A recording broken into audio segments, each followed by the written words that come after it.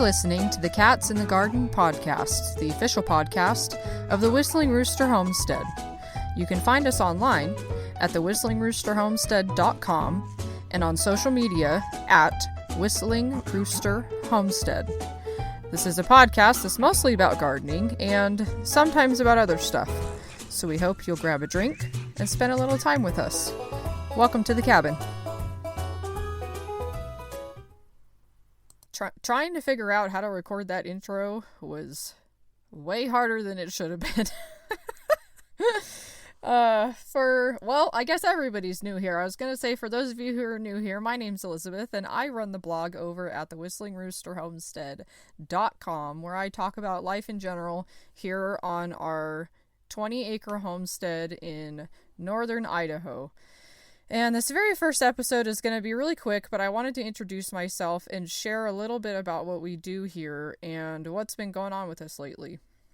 And I also kind of wanted to let you in on what you can expect from this podcast. I had originally wanted to start an additional YouTube channel separate from the Whistling Rooster Homestead channel called Cats in the Garden, because I'm sure that anybody else who has cats and has a garden can relate to the fact that your cats are always making trouble in the garden, and it's just like, it's a constant struggle, and you love them and you want to keep them in there, but it's just like the epitome of country life. There's just always something going on, and it's full of joy, and it's a very romantic idea, but it's also just full of cat poop in your tomatoes. So that was the whole inspiration behind the Cats in the Garden, and I decided to make that the name of my podcast because it kind of just embodies my whole attitude about homesteading, which is you gotta embrace all the good and the bad and kind of go with the flow. It's a free-flowing thing, especially because when you have animals, when you have property, when you live far away from town, there's always some kind of thing going on. And I say that on the tail end of a really crazy winter cold front, which burst the pipes in our kitchen, but it's a perfect example of you have to remain flexible in this lifestyle. So, I did want this podcast to focus mainly on gardening, which I was just thinking on the other night. If there was something that I could quantify as taking up the most time, like anything on the homestead that takes up the most time, is gardening. There's nothing else I spend more time on over the course of a year. And that's mainly because I garden for food production, but that's just where a lot of my time is spent on now, and that's where a lot of my content comes from. And if I tried to narrow down the podcast only to include topics that were related to gardening, it would include a whole slew of other stuff that might not directly be gardening but are really closely related, like soil development and propagation and water systems and canning and preserving and greenhouse design and rainwater collection and starting a worm farm for fertilizer and keeping rabbits and using their fertilizer and composting chicken manure and building garden beds and fencing options. Like there's just so much stuff that ends up being tertiary. I'm gonna try to keep it mostly to gardening, but I'm not gonna make any promises because overall my channel is a homestead channel, so it's gonna include kind of a variety of stuff, which I enjoy. You know, they say to choose a niche when you start a podcast in order to get the largest audience and be the most successful, but I've never cared that much about being mainstream. So I'm just gonna say that it's a gardening podcast, and if we talk about anything else, I warned you. So I'll just start with just a quick introduction. If you haven't been over to the website, that's where I spend a lot of my time on content. I talk about when we first bought the homestead. We moved to Idaho early on in our marriage, and we knew that we wanted property. We didn't actually buy our piece of property until 2019, but we had always had a goal of moving out of town and living a more self-sufficient lifestyle. And right after we bought the house, I fell pregnant with our son. And so there's just been a lot going on. Like, we moved into this fixer-upper, which is a really interesting, it's kind of a historic log cabin at this point. It was built in the 60s, but it's in the stockade style, so it's really interesting, and we loved it from the first time we saw it. But it's a fixer-upper on a beautiful piece of property, and that entails a whole bunch of work all the time, and there really wasn't a good amount of infrastructure in this house. I think a lot of you probably be able to relate to that, because when you buy properties that are fixer-uppers or country homes or whatever, especially because we don't have building code in this part of Idaho, it can be a can of worms. And so I like to share everything that I've learned through research and trial and error and blood, sweat, and tears. I like to share those experiences with people, and that's really the basis of my blog, and how I got into blogging was just, I like to read a lot of resources about the new endeavors or hobbies or whatever you want to call them that I'm undertaking. And I like to have a wealth of information on that stuff. And so I'm really happy to contribute what I've learned and talk about my experiences, whether they be failures or successes. And that's kind of how I got into blogging. So anyway, I also just really enjoy writing and photography, so it just felt like a really natural thing for me to do to start the website. And I post there on a really wide variety of subjects that range from gardening. I do a lot about gardening. I post a ton of recipes. I'm big into sourdough, and I do a lot of home cooking. I also talk about crafting and parenting and a whole bunch of other stuff. I also write and publish knitting patterns, and I teach lessons online, but that's a whole separate niche that I don't go into a lot on the Homestead site. I do publish my content and work online as much as I can, basically to finance my personal goals and endeavors on the Homestead. And it would be great to eventually monetize the website and gain a large enough following to contribute to our income. But for right now, I just do it because I enjoy it. And it finances my seed purchases in the spring. So that's where I'm at right now. I'm not trying to homestead or blog to make a living. It's just something that I enjoy. And it's something that garners a lot of really positive feedback. So that's why I'm getting into this whole podcasting thing, because it sounds fun. I love it. I love listening to podcasts, and I hope that you love listening to mine too. So before we bought the homestead, I formerly worked in aviation as a records management technician. That was a job that was really precious to me. I loved it. I loved the people that I worked with. I absolutely enjoyed what I did for a living.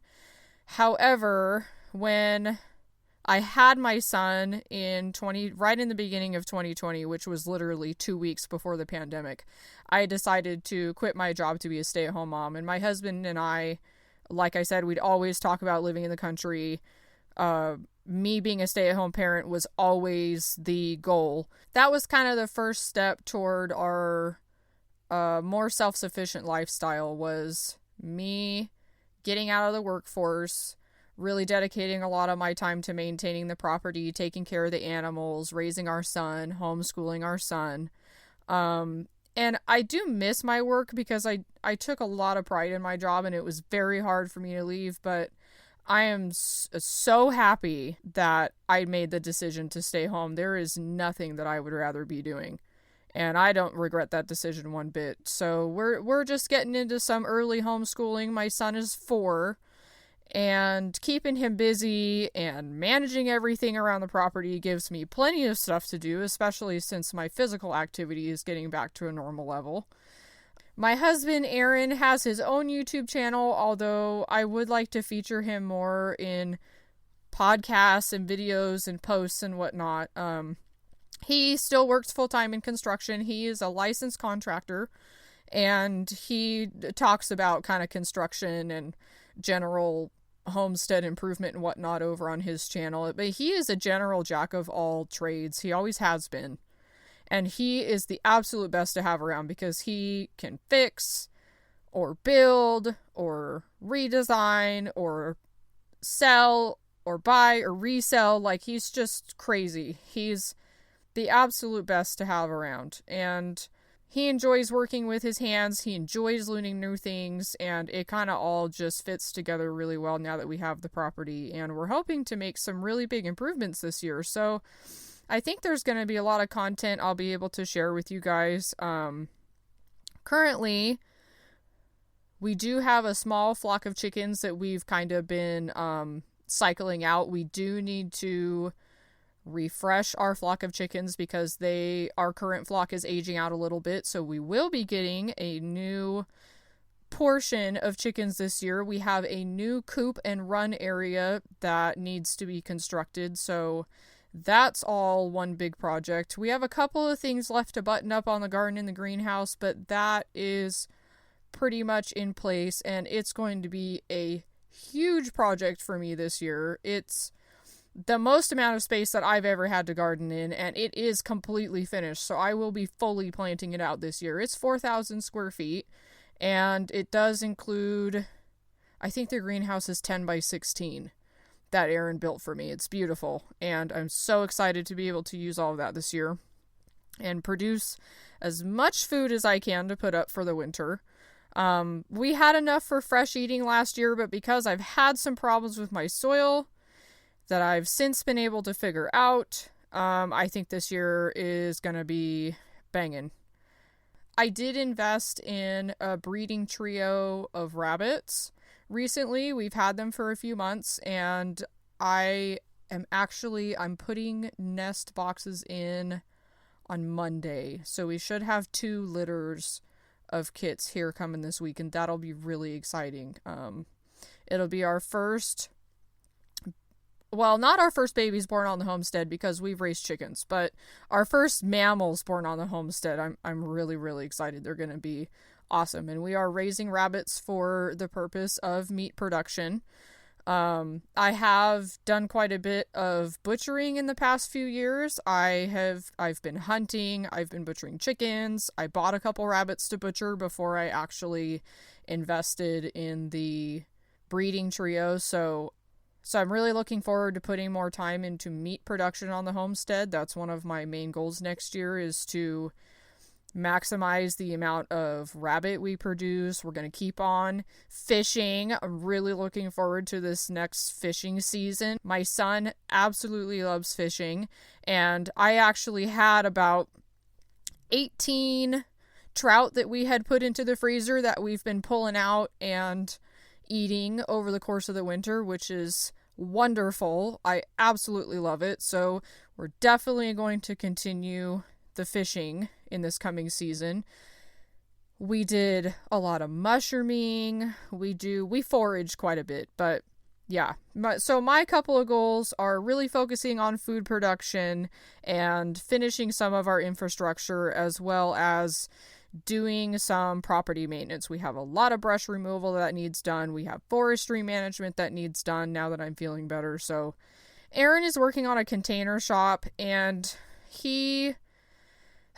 it's hard because I kind of do all the hobby type stuff, but he has to do all the hard work, like building the shop, because we really have to get some infrastructure finished this year. And I wanted him to do the garden first so that I had something to do while he was doing a lot of big infrastructure stuff. So the shop will also hopefully be going up this year.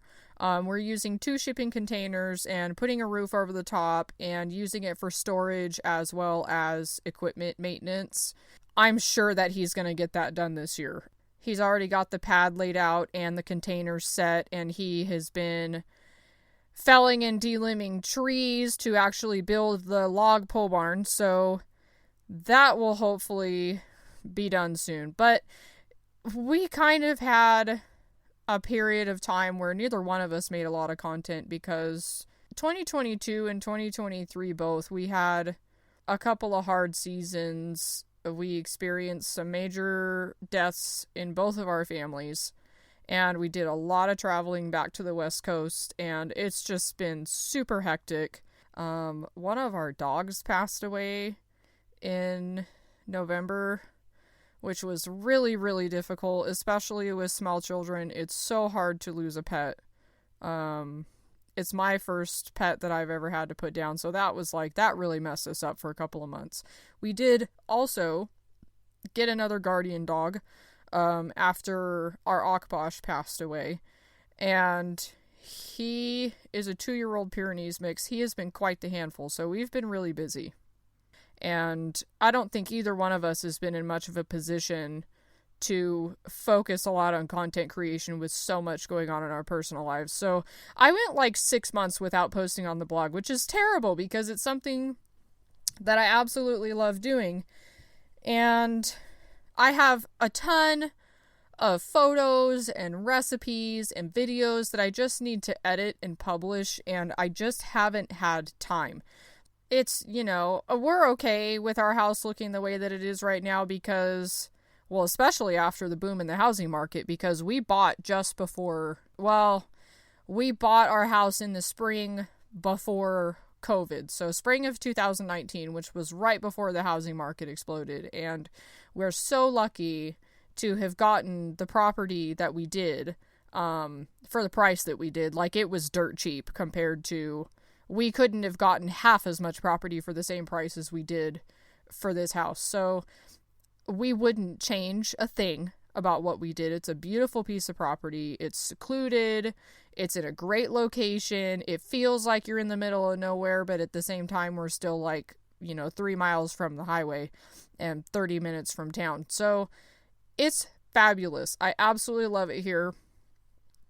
And we wouldn't trade it for anything. But I'm not going to say that it's not an eyesore. And I'm also not going to say that it's not a ton of work, because it is. It's work every single day. But I really like to see channels posting about honest stuff. And I want to be one of those people too. Not just one of those picture perfect, all the perfectly curated vintage decor and the brand new white trimmed chicken coop with the fully enclosed run and black wrought iron fences around your garden. I think that's 3% of the population.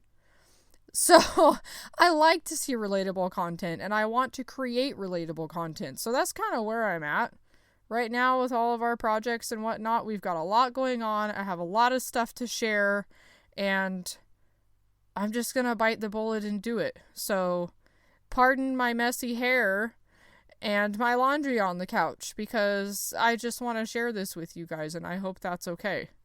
So here's to an honest look at the future and how beautiful this absolutely disastrous country life is, and the realities it contains, because that's just country living. It brings us so much joy. We wouldn't have it any other way. Thanks for hanging out with me. We'll talk to you soon. Be sure to check out our website if you're looking for some awesome content. You can head over to the blog. You can watch some of my older videos on YouTube, but keep an eye out for new content coming soon.